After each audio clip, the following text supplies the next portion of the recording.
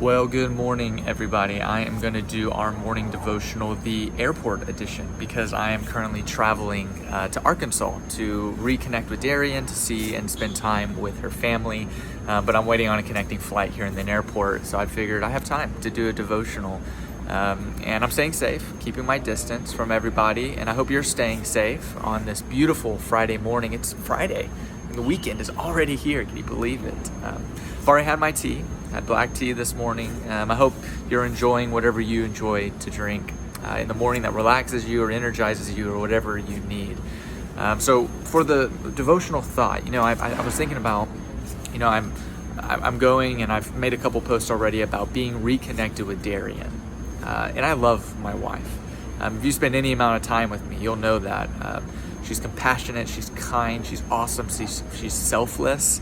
Like she will care and love for other people, and I cannot wait to be with her again.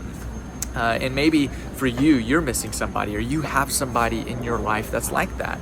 Maybe many of you, it's probably your spouse or your boyfriend or girlfriend. Others of you, it might be a parent or a mentor, or maybe it's even somebody you don't know, like a author or a director or a movie actor or some kind of motivational speaker or some spiritual speaker. But we have these people in our life that it's not that we idolize them, but we want to become more like them.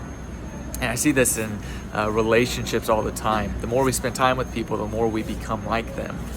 This happens in our friends group. This happens with our families, of course. But I love seeing it in marriages. They begin having the same habits. They watch the same shows. They begin talking the same way. They begin treating people the same way. They have the same lifestyles.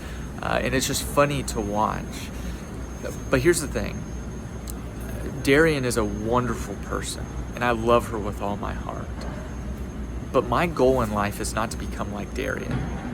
And her goal in life is not to become like me.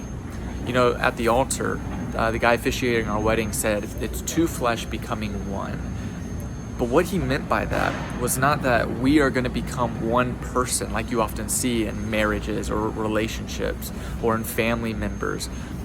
In the same way, your goal is not to be like, your goal shouldn't you shouldn't have a desire to be like that actor or to be like that director or author, to be somebody else other than you are. Because here's the goal. Two flesh becoming one. Neither of us are trying to be like each other. We're trying to be like Jesus. And whenever we get too focused on being like other people in our life, then we lose sight of becoming more like Jesus. Other people get in the way of us becoming more like Jesus. And so I encourage you today to don't look at the people in your life and try to focus on not being like them.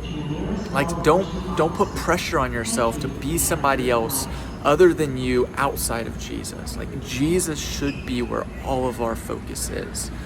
And so my question, it's a short devo, but my question for today: who in your life recently have you set your targets on outside of Jesus? Like, who is it in your life that you idolize, you love more than anything, and maybe you've drifted too far in wanting and being too focused on them that you lost sight of Jesus? Who's that person for you? Drop in the DM.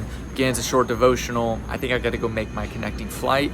Love you guys. Have a wonderful weekend, and we'll see you on Monday.